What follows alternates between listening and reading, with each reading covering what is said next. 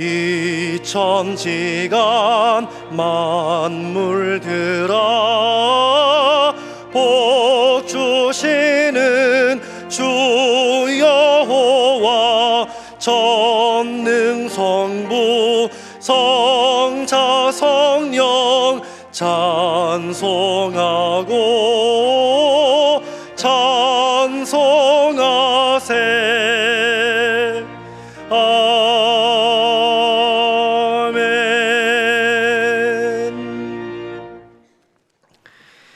너희는 여호와 우리 하나님을 높여 그의 발등상 앞에서 경배할지어다. 그는 거룩하시도다. 너희는 여호와 우리 하나님을 높이고 그 성산에서 예배할지어다. 여호와 우리 하나님은 거룩하심이로다.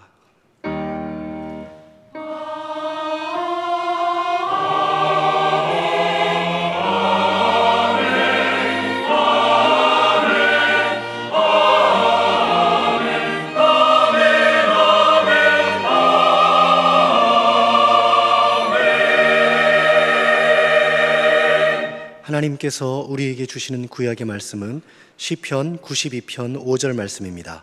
제가 가진 성경으로 870쪽입니다. 여호와여, 주께서 행하신 일이 어찌 그리 크신지요. 주의 생각이 매우 깊으시니이다. 아멘.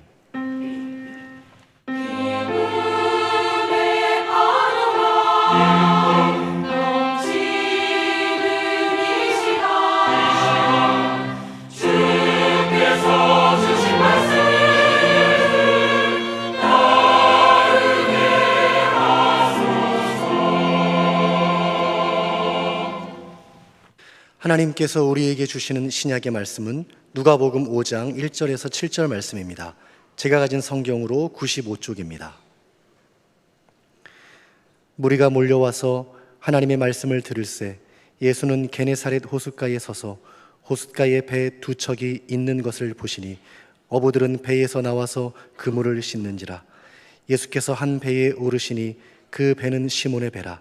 육지에서 조금 떼기를 청하시고 앉으사 배에서 무리를 가르치시더니 말씀을 마치시고 시몬에게 이르시되 깊은 데로 가서 그물을 내려 고기를 잡으라. 시몬이 대답하여 이르되 선생님, 우리들이 밤이 새도록 수고하였으되 잡은 것이 없지만은 말씀에 의지하여 내가 그물을 내리리이다 하고, 그렇게 하니 고기를 잡은 것이 심히 많아 그물이 찢어지는지라. 이에 다른 배에 있는 동무들에게 손짓하여 와서 도와달라 하니 그들이 와서 두 배의 채움에 잠기게 되었더라. 아멘. 새 아침이 밝아오는 갈릴리 호숫가, 고기잡이 배들이 들어오는 곳으로 사람이 모여 있고, 예수님은 무리를 향해 말씀을 증거하시다가 마침 거기 있는 배에 타기를 청하고 육지에서 조금 띄운 상태에서 계속 말씀하셨습니다. 베드로는 그물에 묻어있는 수초를 걷어내며 그물을 씻다가 예수님의 말씀에 점점 깊이 빠져들면서 크게 감동하고 정신이 번쩍 든 것이었습니다. 이때 문득 예수께서 베드로를 향해 말씀하셨습니다. 4절에 말씀을 마치시고 시몬에게 이르되 깊은 데로 가서 그물을 내려 고기를 잡으라. 이때 베드로는 예수님의 말씀을 들으면서 상당히 은혜를 받은 상태였습니다. 그러면서 5절에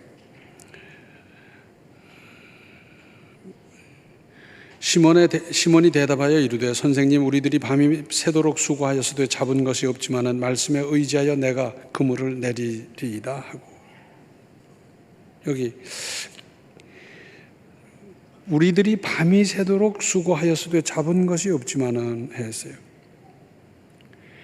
밤새도록 그물질을 했을 거 아닙니까? 어느 정도였겠습니까? 가령 저녁 8시부터 새벽 6시 또는 8시일 수 있습니다. 전문가인 베드로가 그동안 몇 번 정도 그물질을 했겠습니까? 100번쯤 했다고 가정하면 지금은 지칠 대로 지치고 하품만 나오는 피곤한 상태였을 것인데, 그런데 하반절을 보면 말씀에 의지하여 내가 그물을 내리리이다. 전문가가 비전문가의 말씀을 따라 즉시 행동에 옮겼습니다. 어떻게? 말씀에 의지하여. 그러면서 배를 몰고 깊은 데로 떠났습니다. 그랬더니 6절과 7절에 그렇게 하니 고기를 잡은 것이 심이 많아 그물이 찢어지는지라 이에 다른 배에 있는 동무들에게 손짓하여 와서 도와달라 하니 그들이 와서 두 배의 채움에 잠기게 되었더라. 여기서 우리가 주목할 대목이 있습니다. 먼저 베드로는 자기가 학습해 온 것, 쌓아온 경험, 고기 잡는 기술을 포기했습니다. 사람은 보통 자기가 지금까지 쌓아온 학습, 경험, 기술을 우선시합니다. 거기에 의존하고 거기에 맞춰보면서 선택하고 판단하고 결정하지요. 다른 말로 하면 확률의 계산에 따른다 하는 것입니다. 그런데 이것이 전부냐 하는 겁니다. 그 위에 하나님의 말씀이 있고 주님의 권고가 있습니다. 가령 우리가 테니스를 배운다고 하면 테니스 선수의 가르침을 받아야 합니다. 다른 모든 것도 그렇습니다. 수영도 선생님의 지도를 받아야 되고 탁구도 그렇고 학문도 그렇고 기술도 마찬가지입니다. 그런데 베드로는 그렇지 않은 선택을 한 것입니다. 어떤 사람은 하나님의 말씀을 받을 때에도 여기에 비추어서 취사 선택하는 경향이 있습니다. 그래서 제 판단에 맞으면 받아들이고 안 맞으면 외면하고 그렇습니까? 베드로의 선택은 미련한 것 같아 보여도 사실은 탁월한 선택이었습니다. 또한 여기에는 생략된 부분이 있습니다. 내가 지금 손가락 하나 까딱하기 싫은 상태지만 하는 겁니다. 그럼에도 불구하고 말씀을 따른 것입니다. 어떻게? 말씀에 의지하여 내가 그물을 내리겠습니다. 이성적인 판단이나 피곤한 컨디션보다 주님의 말씀이 훨씬 더 무거운 것이었습니다. 깊은 곳, 저기쯤 말씀하시는 겁니까? 거기는 그물질 했었습니다. 제가 여러 번 했었지요. 그런 게 아니었습니다. 예 하고 씻고 있던 그물을 씻고 뱃머리를 돌리고 떠나갔습니다. 여기에는 주님의 말씀, 그 권위에 순종합니다 하는 행동이요 실천이 있었습니다. 작년에 잘 안 된 일이 있습니까? 사업에 문제가 생겼습니까? 이제는 지칠 대로 지쳤습니까? 아닙니다. 말씀에 의지하여 믿음으로 다시 일어서십시오. 이것이 하나님의 뜻입니다. 주님께서는 곧바로 단번에 해결해 주시지 않을 수도 있습니다. 시야를 좀 넓혀 보십시오. 육신의 병에 대신해서 영적인 강건함을 얻을 수도 있고 가난으로 믿음의 부유함을 얻을 수도 있습니다.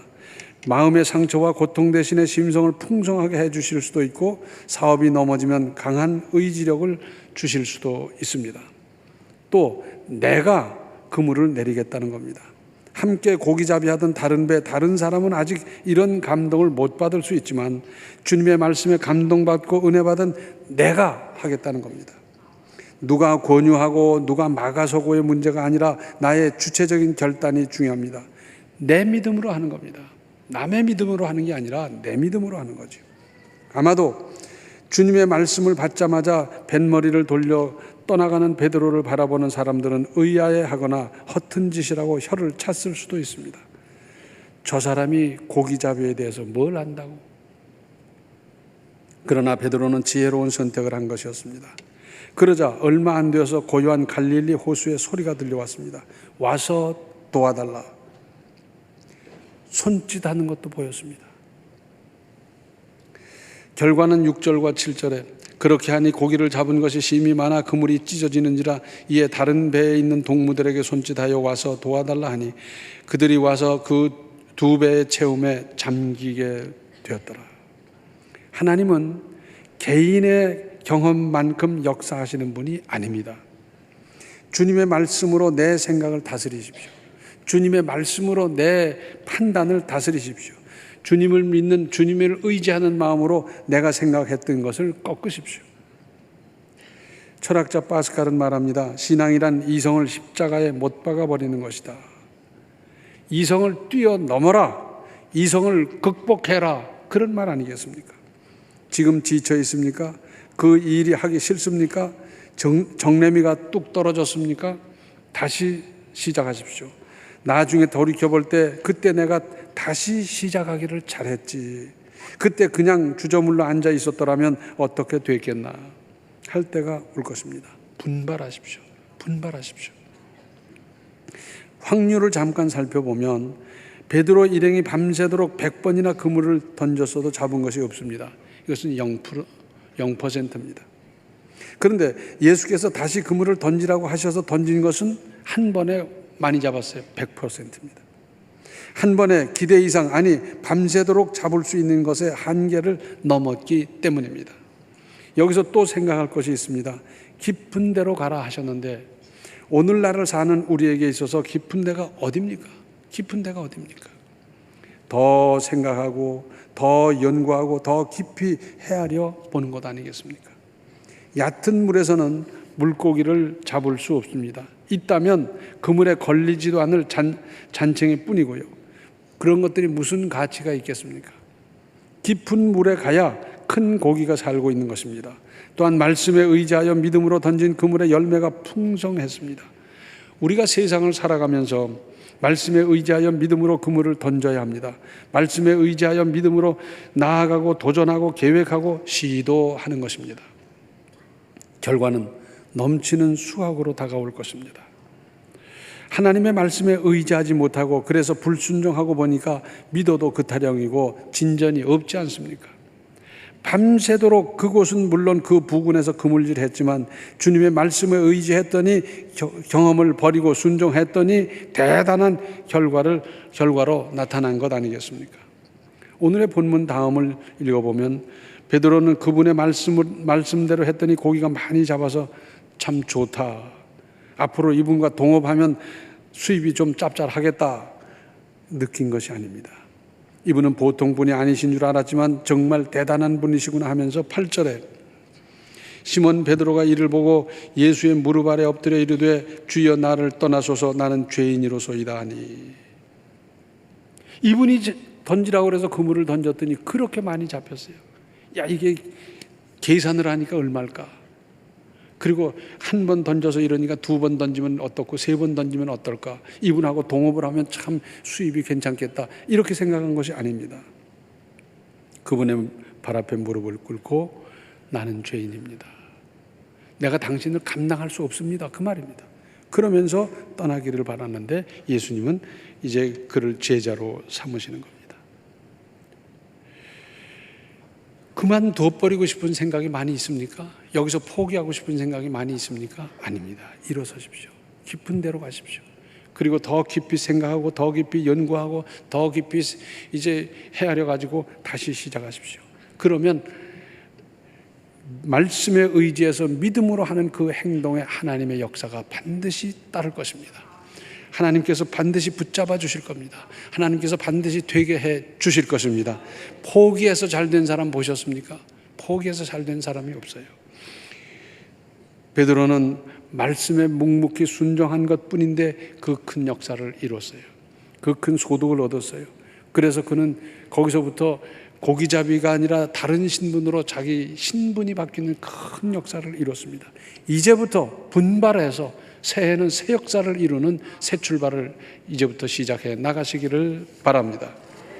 기도하시겠습니다.